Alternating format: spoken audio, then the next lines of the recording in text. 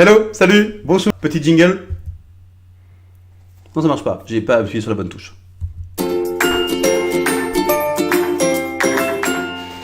La vidéo du jour, avec le même principe, une question, une vidéo avec une réponse. La vidéo du jour, elle va répondre à une question de Dany qui dit, qui a regardé la vidéo Les encres à alcool sur papier Youpo. C'est une vidéo qui tourne sur YouTube, que j'ai tournée, en vous montrant comment fabriquer nous-mêmes nos encres à alcool et comment s'en servir. Sur ce papier magique, là vous savez, ce papier Youpo quasiment plastifié.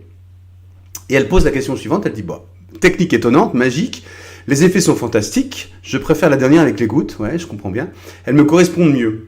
Est-ce que l'on peut utiliser de l'alcool modifié? Je ne crois pas qu'en pharmacie on délivre désormais de l'alcool à 90.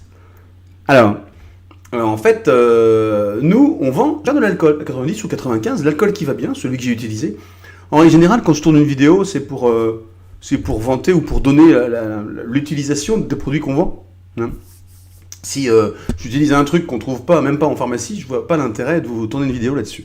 Donc, tu tapes alcool et tu vas tomber sur cette petite bouteille d'encre à alcool, d'alcool, que tu vas pouvoir acheter et utiliser avec tes encres ou fabriquer tes encres toi-même.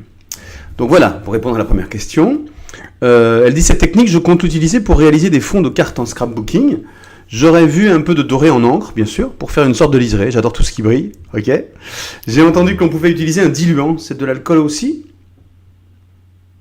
Je vais répondre. Hein. Non. Merci pour toutes les explications. C'est super si on peut faire ces encres soi-même. Bah bien sûr, bien sûr. Moi je trouve que les encres qu'on achète déjà toutes faites à alcool, elles coûtent super cher.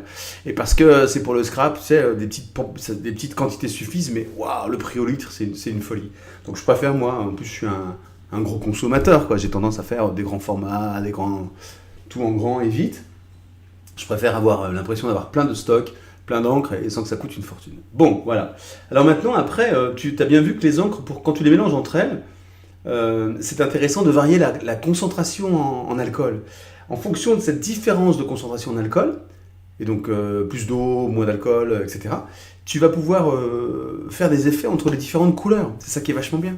Donc les couleurs vont pas se mélanger vraiment, il va y avoir tout ce qu'on a vu là-dessus, d'autant plus que le Youpo n'absorbe pas directement, n'absorbe pas du tout même.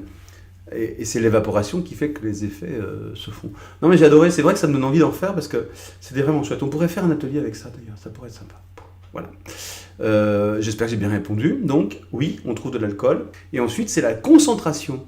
Il n'y a pas de diluant. Hein. C'est la concentration en alcool des différentes couleurs, différentes.